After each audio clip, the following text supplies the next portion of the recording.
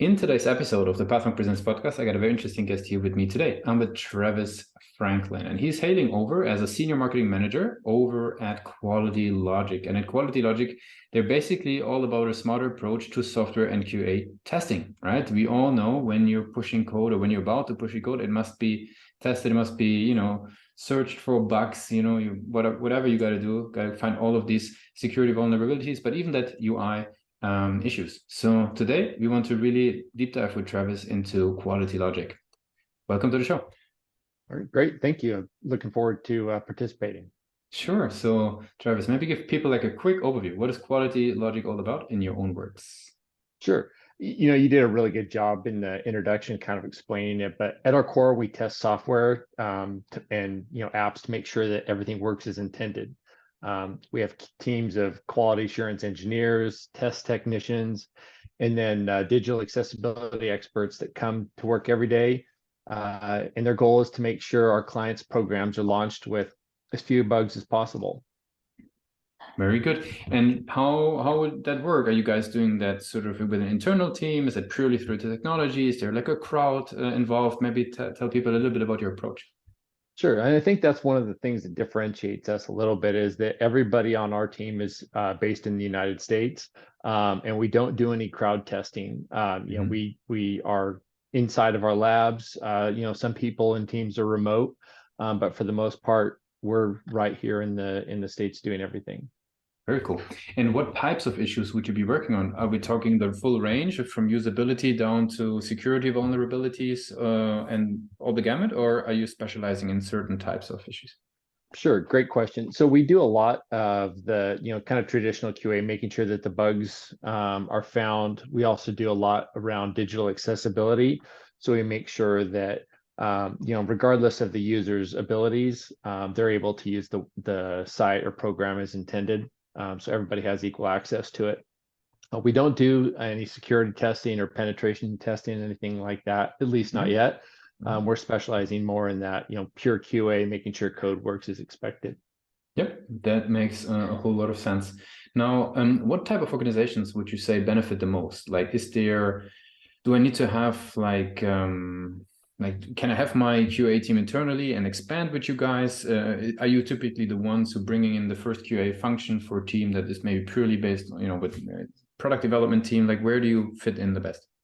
Sure. That's another good question. I think we have really worked best with teams that have at least some idea of what they need for a QA. Sometimes we do come in and build the QA program with some consulting, like, hey, this is what you need. These are examples of what you should work through.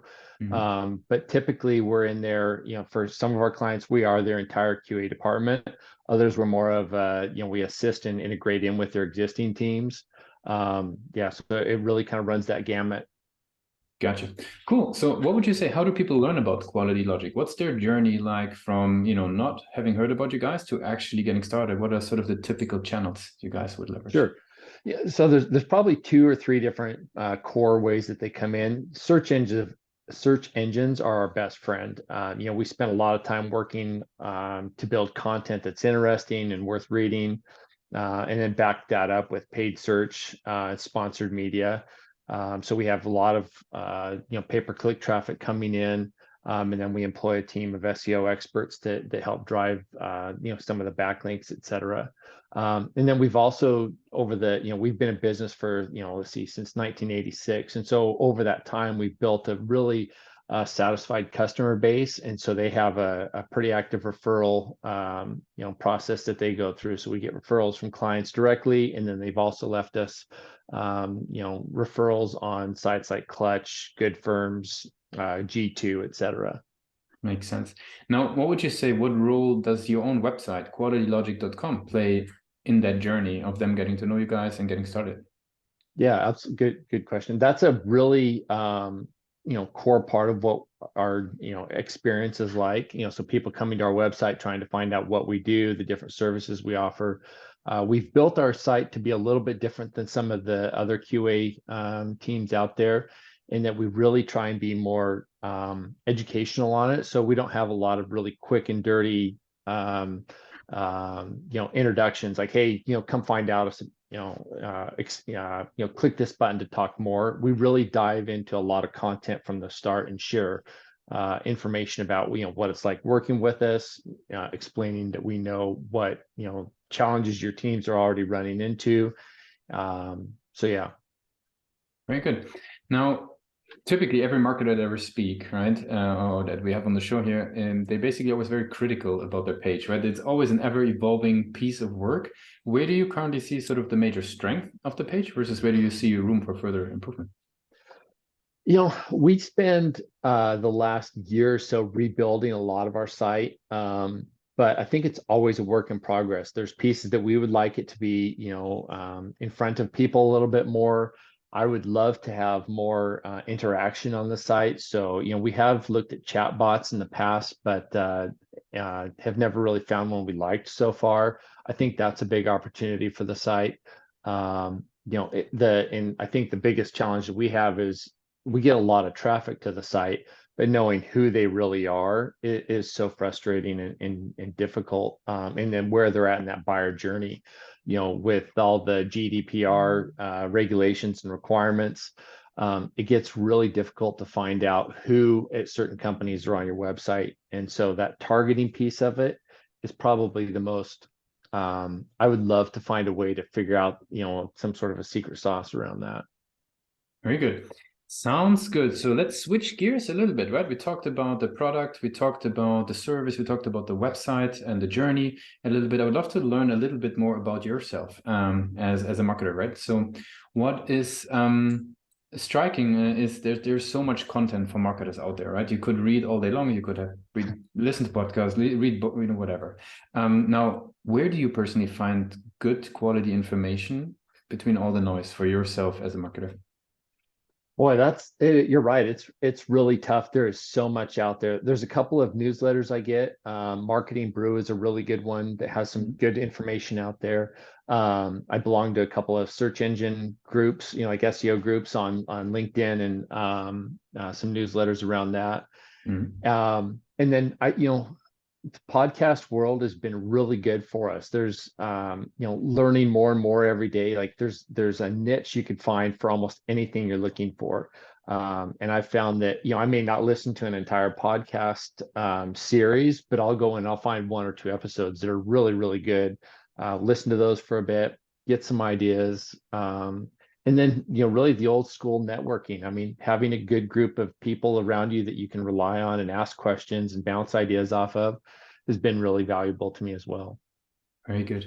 Now, as we slowly approaching sort of, the end of the interview, I would have some rapid fire questions for you. Are you ready for those?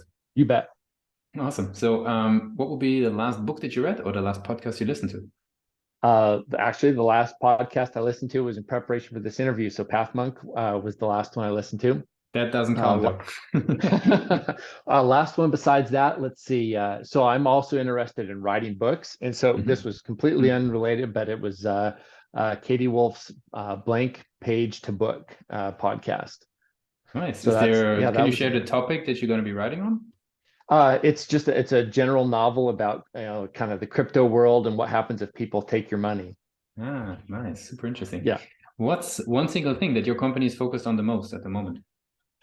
Right now, I think digital accessibility is a huge blue ocean ahead of us right now, making sure that everybody has equal access to the web and other digital products. Yeah, and there seems to be a lot of states also actually putting in a lot of rulings quite recently on that, right? Would you mind to fill in high level, like marketers, a little bit what you guys are seeing on that?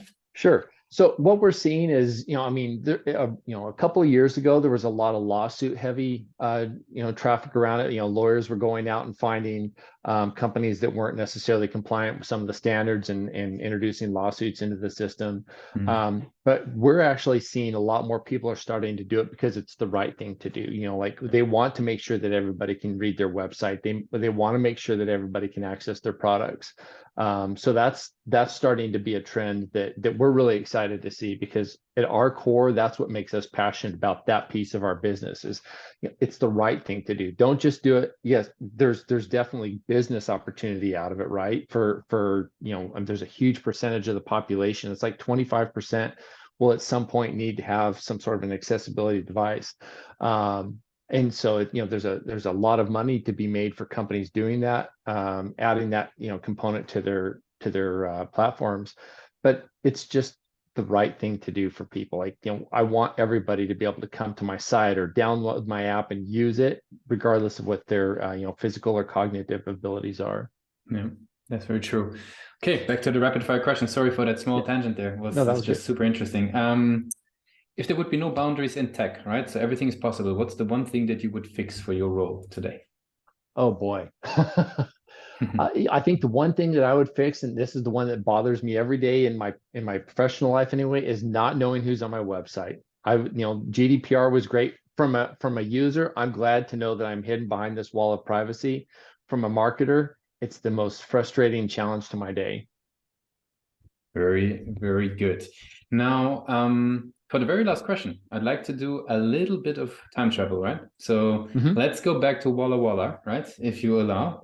You're heading out of the formal education into the world of, business and marketing. What's the one advice you would give yourself for your journey?